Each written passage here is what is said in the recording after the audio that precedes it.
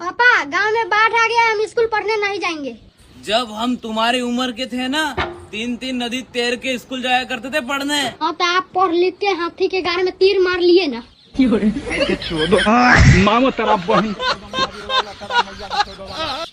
music